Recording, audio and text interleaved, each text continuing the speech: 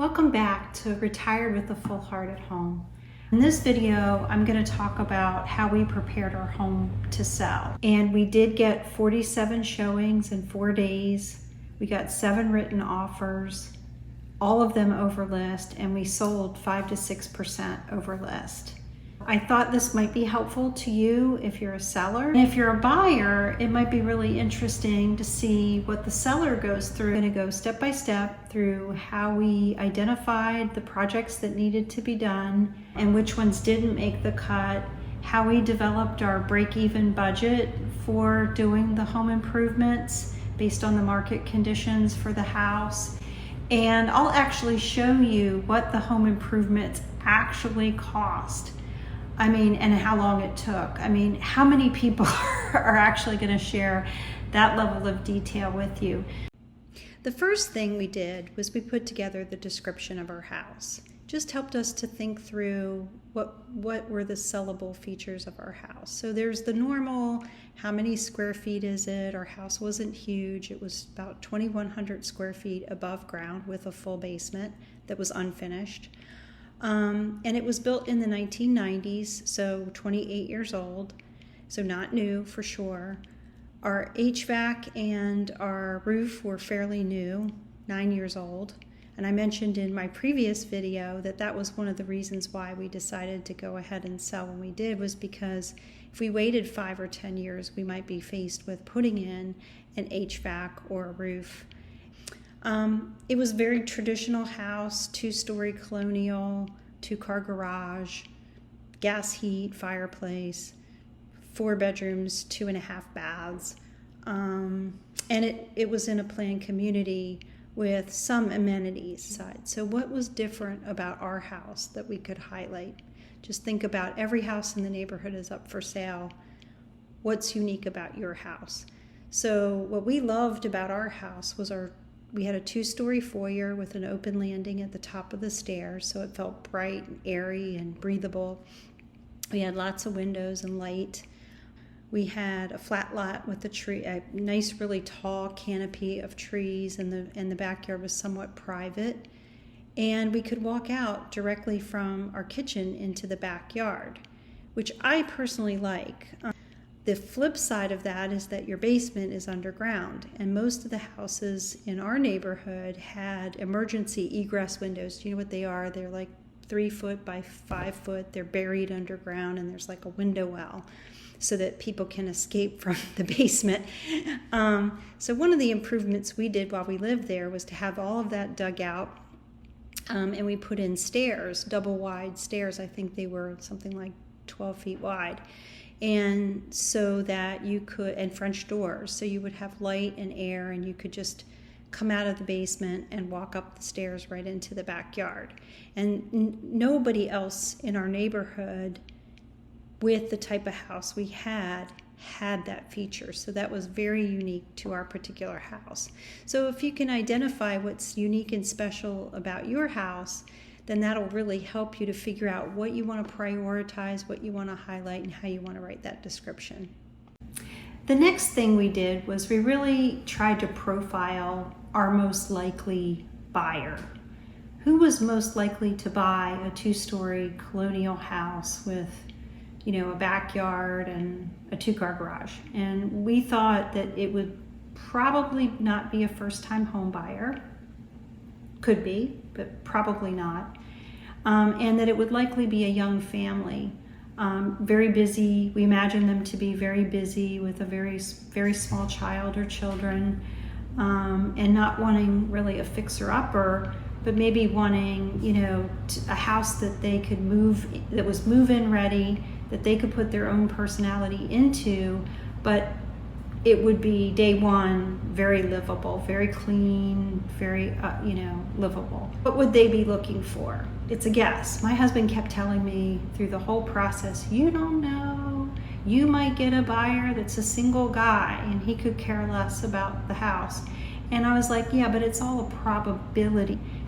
What's the most probable buyer for us? And I think the most probable buyer for us was a young family.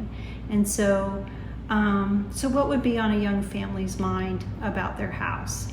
Well, 2,000 square feet above ground is a little on the small side for today's market. It was small for us, to be honest with you. I really wanted to finish that basement the whole time my kids were living in the house, and we just never had the money. We did that egress steps, and then that was it. We had no more money left to do it. So it was always on our mind, it was always on our plan, but we just never got around to it. And so I was thinking, gee, if I was looking at our house, I would really desire that the basement was finished. And in fact, I looked at comps in the neighborhood, and I really couldn't find any other house that didn't have a finished basement. So I thought, okay, well, they're probably going to want a finished basement because, these days you need play space for the kids, be huge, that people have huge TVs and want to play video games, and you need kind of a space for doing that where it's not right in the middle of the main living space. And also an outdoor space, and our house was perfect for that because the backyard's flat. It's great for dogs and kids. And another thing we never did was we never put a deck or a patio on our house. We had some, I don't even think I have a picture of it, but we had some makeshift steps that came out of the kitchen door, patio door, and went down into the yard, and that's all we really ever had. I guess we weren't outdoor people. And we were poor. So we just, not poor, but you know what I mean. We just didn't have the money for it, so we didn't do it. And I always thought that was going to be a kind of a real disappointment for a buyer, that they didn't really have some sort of hard space where they could set a grill or sit outside while their kids played or something like that. So the next step we did was quite a lot of research. I spent an awful lot of time looking very, very closely at our neighborhood, and I was able to identify 13 other houses that were the same model as our house. They might have looked a little different on the outside, but they were the same basic footprint and square footage on the inside. And so I collected up all 13 of those properties, and it turned out that only 4 of them had sold in the last 2 years. And so looked really closely at the 4 properties that had sold in the last 2 years. And the one that sold for the least amount of money sold for about $620,000, which in inflation, adjusting for inflation to when we wanted to sell, it would have been about $647K. And the condition of the house was not good. It was quite worn. It had carpet throughout, and you could even see in the photos that it was dirty. It just had a real dingy kind of feel to it, like it hadn't been maintained at all. And the HVAC system was the original HVAC from when the houses were built in the mid-1990s. So a person could walk through that house and just immediately say, carpet's got to go, HVAC's got to be replaced, the whole thing needs to be painted. The deck looked like it was, aged and not in great condition. They sold in the time frame when the interest rates were starting to tick back up again. They were around, I think, 6%. And the house that sold for the most amount of money sold for around $710,000, and in inflation adjusted dollars that would be about $775K at the time that my husband and I were interested in selling. And that house was in good condition.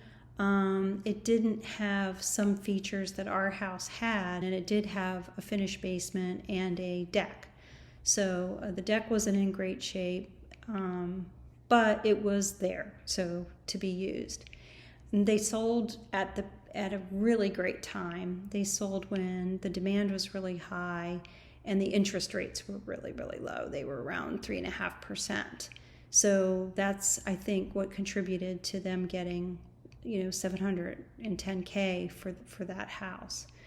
So it really started my husband and I to try to contemplate, what would our house sell for if we did absolutely nothing to it? If we, if we sold it without the finished basement, without, a deck or a patio, and maybe did minimal painting, because our house was really in good shape. Did some comps of slightly smaller houses in our neighborhood, and we kind of came to the conclusion, right or wrong, this is a counterfactual, we'll never know if we're right or not, but that we could sell our house and probably get about $620,000 for it without the finished basement or the any kind of patio or deck. Again, we don't know if that's true or not, but we made that basic assumption. So once we sort of had an idea of what we might be able to sell for without doing anything, we started looking at numbers. If we could sell it for $620,000, we would be in for about $33,000 in commissions and closing costs, and we would maybe walk away with about $587K.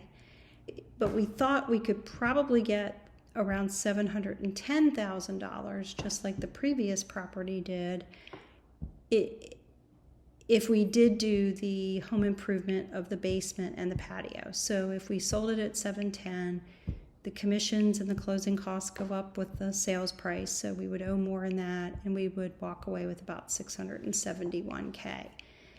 The difference between those two numbers is $84,000. That was what the absolute maximum budget would be, or break-even point would be, for doing any home improvements before selling it. So, there's more factors to consider than just money, although money is the premium objective here. You certainly don't want to over-improve and not get your money back, for sure. But also, we felt that if we did do those improvements, we would likely sell much more quickly, and we would potentially get multiple offers, which could possibly get us a higher price than about the $710,000 level. You're so uncertain about all of this, and there's so much luck involved, and market conditions change so rapidly that you don't know. But yet, in our case, we wanted to put something down so that when the whole thing was over, we would at least know what we thought, why we made those decisions. So with that, we iterated on the list of things that we could do to the house, trying to target around $60,000 just so that we would have margin. Okay, so I'm going to quickly go through the list of the things that we decided to fit within the budget and put a plan together to do those things. So of course, finishing the basement. We got a quote from a general contractor to do the whole thing, and even though we were keeping it very basic and very simple, the quote was outrageous, unbelievable. So it was double. I hope I'm not exaggerating, but it certainly didn't fit within our $60,000 budget for everything. So I decided I would be the general contractor, and I went and got the permit from the county. I wrote the construction plan, and I got the permits from the county, and then hired the framing, the electrical contractor, the plumber, the insulation company, the drywall, and we decided that we would do part of the work. So we would install the flooring, the baseboards, and the quarter round and do some of the, and I would do all the painting. So we try and do it sort of as a mix of DIY and contractors. And so I'll show you in a slide or two what we actually spent on the basement. And then we also wanted to add simple back patio steps with a proper handrail and a very simple stamped concrete patio. Nothing too big, but just enough that somebody could walk out their door safely and not be on makeshift steps, and that they would have a little place that they could set a table or a grill or a fire pit or something like that. And it gave us the opportunity to, I hate this word, but stage the backyard, which I thought was one of the major selling points of the house. So we did decide that we would do that. And again, I'll show you what we spent on all of that. And then interior painting. There were 2 areas that I was not comfortable painting. That was the 2-story foyer and a long, long run of ceiling that went from the kitchen all the way to the family room. Being up on a ladder and painting overhead, I just didn't think I could do a great job. I didn't think it would look smooth and well done. So we decided to hire painters for those 2 areas and then paint everything else ourselves. And we did decide, though, due to schedule, that we weren't going to paint bedrooms 2, 3, and 4 upstairs. They were in good shape. And again, visualizing that, you're going to have a young family, maybe with very small children, possibly babies, that they're going to redo those rooms anyway. So we just decided we would paint the master bedroom, but we would leave bedrooms 2, 3, and 4 upstairs the way that they were. They were in really pretty good shape. I also wanted to make over the foyer. It was quite dated and had kind of an orangey oak railing. And I wanted to install wainscoting and paint the foyer and then put new carpet on the stairs and paint the stair railings. So I'm going to show you some before and afters, and I'll show you what that cost. And then upstairs we wanted to do a mini hall bathroom makeover. There were some rust spots on the tub near the drain. We got a quote to have the bathtub reglazed, and I could not believe how beautiful it was. They came out and they reglazed the tub and it looked brand spanking new. In fact, I wish I had done that while we were there, but at least this way it was all done freshly for the sale. So that worked out great, and it was not that expensive. And then I had put in a vanity in the hall bathroom upstairs a couple of years prior, and unfortunately I picked a size that was just a little bit too big for the space. So it was too close to the toilet. The code requires 15, I believe it's 15 inches from the toilet to the vanity, and we were way under that. And it felt odd and cramped. So I decided we'd move the vanity from the hall bathroom down to the basement, and we would get a new vanity for the upstairs bathroom. So leverage what you got. And because the house was, 28 years old, plastic items like switch plates and light switches and outlet receptacles were all yellowed, and they just kind of read old and tired. And some of them were a little loose. You put the plug in and it'd be a little bit loose, or the switches, even though I would clean them, they still were kind of dirty looking. Anyways, so we decided we were going to replace light switches and outlet receptacles and make sure they were nice and tight and new. And on the exterior doors, oh my gosh, we did those ourselves. We painted all the exterior doors, replaced the weather stripping, replaced the hardware, put on programmable locks, and just made sure the doors operated smoothly and latched, smoothly. Over time, our doors were, you kind of had to fight with it to lock it and get the deadbolt to engage. And so we leveled those up and took care of that, and the doors just shut and latched like butter. It was great, but it was a lot of work, and it was kind of a frustrating process. And I took acid and I stripped the whole front door, all the paint off of it, and repainted it so that it would look, new and nice. So it was worth it in the end, but those were time-consuming projects.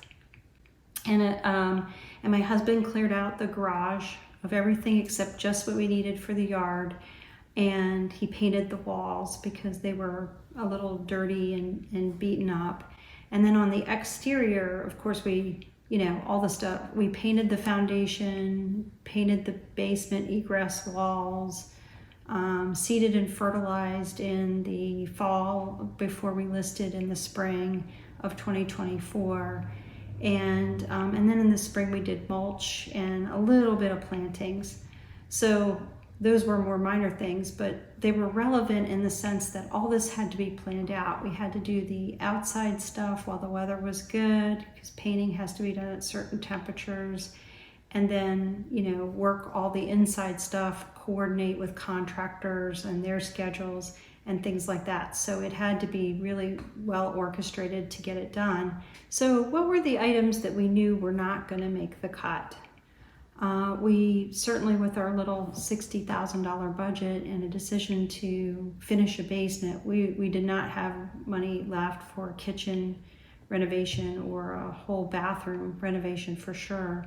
So what we did in the kitchen was I took that wainscoting that I wanted to put down the stairs and in the foyer, and I ran it around the kitchen island because the back of the kitchen island was this cheap sort of like, you know what I'm talking about. The cheap board that they put around it wasn't very attractive, and it was this kind of yellowy color. So I put wainscoting and it was all painted white and everything, and it really helped to make the kitchen a little bit less orangey yellow, if you know what I mean. And I thought it also really did a good job of highlighting the granite countertop. And then we didn't really need to do much else. I painted, and the appliances were very good condition. I take care of them. And as far as the bathrooms go, we managed to wedge into the budget kind of a partially finished half bath in the basement in our budget. And we used like I said, we used the vanity from the upstairs bathroom that didn't meet code, and we put in a toilet, and it was already roughed in when we bought the house. So this way we could take advantage of the fact that there was a rough in. We had a room built with it where it was more than adequate space for the new people to put in a tub, a shower, whatever they wanted later, if they wanted to do that. But at least we gave them a half bath that was functional down in the basement. So I mentioned that I watched a lot of YouTube videos, oh my gosh, and there were so many great ones. There were a lot of videos on staging a home for resale. And I really hate that term, staging. It sounds so fakey to me, and like you're trying to fool your buyer. I would hope buyers would see through that. Although I get it, I absolutely get it. I get the balance of the fact that you're trying to show the potential of the home, and that makes sense. I just feared that the buyers would be disappointed if the house was staged and then they didn't see something that they wanted to ask about because they were so distracted, or when they moved in, they had this feeling of let down, like, oh gee, the house wasn't what I thought it was going to be. So I decided that, I'd take a lot of the staging advice from the videos and paint things white and try to zhuzh it up a little bit, but not go overboard with the staging. The tricky part for our house was that our hardwood floors had a little bit of red in them. They were Brazilian cherry, which I just thought was gorgeous. I mean, just beautiful floors. We got so many compliments on our floors, and I had put them in myself. So all downstairs and all upstairs. So there was no carpet in the house except on the stairs. And I just loved that. But it wasn't until we got ready to sell the house that I realized, oh my goodness, these floors are so red. They were kind of hard to work with. I had been painting a lot with kind of yellow tones, and I experimented a little bit with some grays, and it just ended up reading like red, white, and blue to me. So paint, that was the hardest part of the whole really, that picking paint colors was just terrible. I just hated it. So the wainscoting really helped. It gave us like really large pops of white, and then we used I think white Dove in the living room throughout the downstairs, and we experimented a little bit with some grays in the bathrooms and the primary bedroom, but we really tried hard to pick some very updated colors that would appeal to a younger generation. I think the most important thing was that we cleared the house out completely. Closets were emptied. My husband and I were staying there, and we were using the kitchen a little bit, and we were staying in the primary bedroom. But as we got closer and closer to the listing going active, the house was really emptied out. It read like nobody lived there. So, and I think that was also very appealing to the buyers. Okay, so with all those tasks that we said we were going to do, I had to put together a schedule. And so each week I had the work that was planned for the week, the work I was going to do, the work my husband was going to do. He loved that. The work the contractors were going to do, and it was all laid out week by week. We had made the decision to sell the house in basically the beginning of July of 2023, and we wanted to list it by April 1st of 2024. So we really only had 9 months to do the work, and I could not believe how quickly that schedule filled up. I mean, we were busting hiney for 9 months to get this done, and it was every day, all day, and we just kept, I mean, my husband and I had a good time with it. The two of us really got a good laugh because we were saying, it's a good thing we're retired, it's a good thing we're retired. I mean, that was all day, every day, because I don't know how anybody does this when they're trying to work. It was insane. So we really put out a lot of effort to try to make the home as beautiful and nice and get all these maintenance items done. Okay, the actual cost, the thing that everyone waits for. I feel like there should be a drum roll for this. How many people will go on YouTube and actually tell you dollar for dollar what they spent? So I'm nervous about this, but I'm going to do it anyway because I feel like it is important to be honest. So what did it cost to do all these home improvements that we set out to do? So the finished basement cost us $45,000. 36 of that went to contractors, and about 8.7 thousand went in materials that we used to do the work that we were on the hook for. Our back patio, we kept it as simple as we could. We did real small little set of steps up to the back door and a stamped concrete patio. That cost us $8.8 thousand. Said we were going to do a combination of professional painters and DIY. The professional painters to do the two-story foyer and the ceiling cost us $3.4K. New carpet, that was about $500 on the foyer steps. New dining room light fixture, very minor. Upstairs hall bathtub reglazing was about $579, and the upstairs hall bathroom plumber for the new vanity installation was about $877. So grand total was $60,000, pretty much on the nose.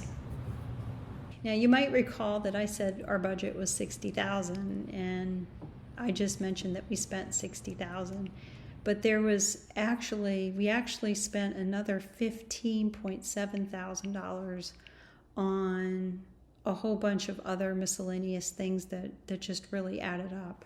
The material for the wainscoting, the baseboards for the basement and the quarter round, light switches, electrical receptacles, new cover plates, painting the foyer stair railing, painting the fireplace mantle, painting the entire house that was our part to do, Paint is so expensive. It costs you so much more than you think it's going to, especially because we used good paint. We used Benjamin Moore paints throughout the house.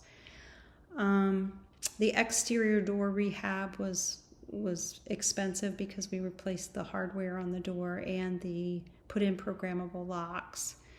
And the outside work that we did, we painted the foundation, painted the stairway, put in new handrails up the basement egress that were not cheap, painted the garage, seed, fertilizer for the lawn. All of that stuff costs money. And then in the spring, we remulched the flower beds and put a few plantings, got the gutters cleaned at the last minute, and I did have somebody clean the windows because I was just running out of time. So the grand total for all that was about $15,000, almost $16,000. So that really added up, and that pushed us over our original budget to $75,000. But remember, our absolute break-even point by our original math was about $84,000. So we thought we were still okay. It might have seemed crazy to spend $75,000 prepping our house to sell. Maybe it was.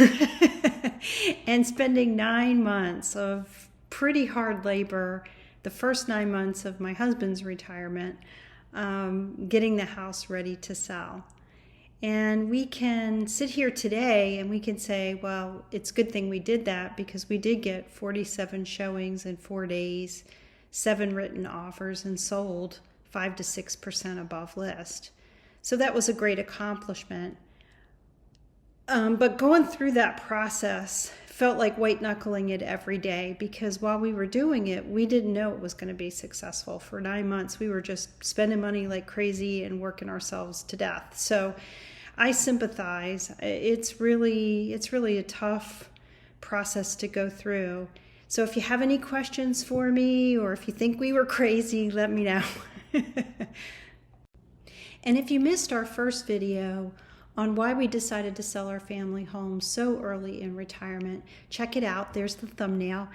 And it might help you with the emotional side of selling your family home and doing it in retirement.